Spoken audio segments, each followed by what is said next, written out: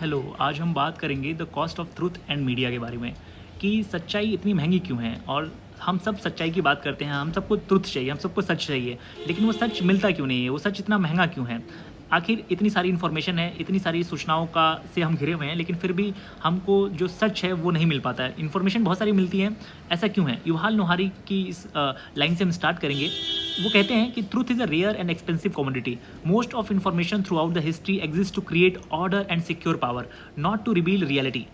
युval Noah Harari का ये कहना है कि इतिहास के अंदर जितनी भी इंफॉर्मेशन आपको प्रोड्यूस की गई है, उनका मेन पर्पस था ऑर्डर और सिक्योर पावर करना, ऑर्डर को क्रिएट करना और पावर को सिक्योर करना।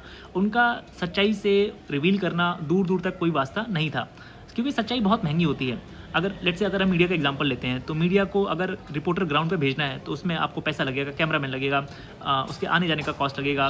लेकिन एसी रूम में बैठकर डिबेट करना, हिंदू मुसलमान जैसी बेफजूल बातों पे डिस्कस करना, वो बड़ा आसान होता है। आपको कोई मेहनत नहीं करनी, आपको सिर्फ एक फिक्शन क्रिएट करना है, एक फिक्शन दुश्मन क्रिएट करना है और उसको सामने डिबेट करवाना है। जबकि अगर आप रियलिटी को खोजने जाएंगे तो उसमें आपको बहुत पैसा खर्च करना पड़ेगा, टाइम खर्च करना पड़ेगा, जो कि कोई करना नहीं चाहता है। तो आज आप जो मीडिया की हकीकत देखते हैं, उसके कहीं ना कहीं पीछे यही कारण है कि मीडिया चाहती है सिक्योर पावर को करना, जो मौजूदा सरकार है, और ऑर्डर को क्रिएट करना। जैसे अभी जब नीट को लेकर लोग सड़कों पर उतरे थे, तो कैसे मीडिया वालों ने उसको नेपाल वाली जो क्रांति हुई थी उससे जोड़ दिया और उनको बोला कि ये सरकार के लिए खतरा हो सकता है, नेशनल सिक्योरिटी के लिए खतरा हो सकता है। हाल में ही जो कॉकरोच जनता पार्टी उभर कर जो सामने आई थी, उसका एग्जाम्पल लिया गया। बार बार नेपाल से कनेक्ट कर देना, एक छोटे से माइनर प्रोटेस्ट को भी नेपाल जैसी जो हालात थे उससे कंपेयर कर देना, उससे जोड़ देना, ये अपने आप में दिखाता है कि सरकार किस तरीके से अपने पावर को मेंटेन करना चाहती है, अपने ऑर्डर को क्रिएट करना चाहती है।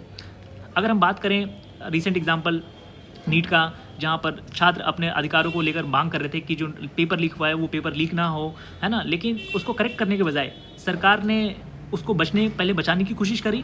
जब लगा कि ये मामला हाथ से निकला जा रहा है, तब सरकार ने उसके ऊपर एक्शन लेने की बात करी। तो डेमोक्रेसी की सबसे खास बात यही होती है कि आप उसमें सेल्फ करेक्ट करते हैं। कोई व्यवस्था 100% परफेक्ट नहीं होती है, लेकिन आप क्या उस चीज़ों को लेने के लिए, सुनने के लिए तैयार हैं? क्या आप उस इन्फॉर्मेशन को प्रोसेस कर रहे हैं? क्या आप उसको लेकर वापस से सेल्फ करेक्शन की ओर जा रहे हैं? आंसर है नहीं।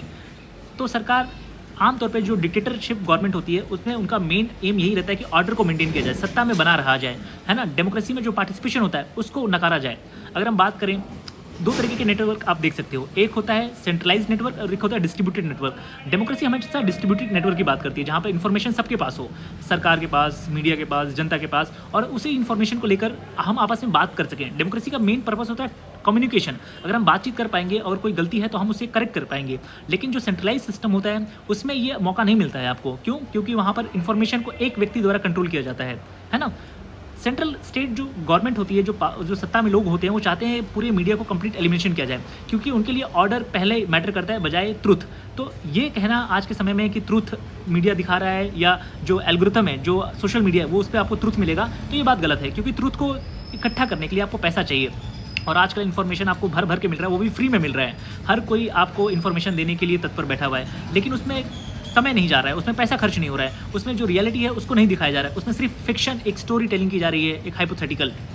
अगर हम बात करें डेमोक्रेसी में, तो डेमोक्रेसी का पर्पज़ ही यही होता है कि हम बात करें, इन्फॉर्मेशन को आदान प्रदान करें, अगर उसमें कुछ गलती है तो उसको हम करेक्ट करें, है ना। हम एक एक्टिव सिटीजन के तौर पर उसमें पार्टिसिपेट करें। बट सरकारें चाहती हैं कि आप एक्टिव सिटीजन ना होकर एक पैसिव सिटीजन की तरह बिहेव करें, जहाँ पर जो भी इन्फॉर्मेशन आए आप उसको मान लें, और ये मान लें कि सरकार आपके वेलफेयर के लिए नहीं है, सरकार आप पे रूल करने के लिए है। और इसीलिए हम देखते हैं कि किसी भी एक्ट को हम जस्टिफाई करना स्टार्ट कर देते हैं। हम अपने राजनीतिक पार्टियों को ये मौका तक नहीं देते कि वो हमारे लिए मेहनत कर सकें, अपनी बातों को हमारे तक पहुँचा सकें, उनको मेहनत करना पड़े, बजाय कि हम उनको जस्टिफाई करने लग जाते हैं। ये लेफ्ट हो, राइट हो, दोनों तरफ से ये देखने को मिलता है कि सरकार को डिफेंड करने के लिए लोग सामने आ जाते हैं, जबकि सरकार को खुद को डिफेंड करना चाहिए, ना कि लोगों को। लेकिन सोशल मीडिया पे आप देखेंगे कि जो लोग हैं वो खुद सरकार के एक खेमे को डिफेंड करना स्टार्ट कर देते हैं कि अरे तुम्हारी सरकार में हुआ था, अरे तुम्हारी सरकार में हुआ था। तो इस तरह से इन्फॉर्मेशन को मैनिपुलेट किया जाता है। तो आज के समय में जो मीडिया के हालात हैं, वो सच को रिवील करना नहीं है, वो सत्ता को बनाए रखना है। ये रीज़न है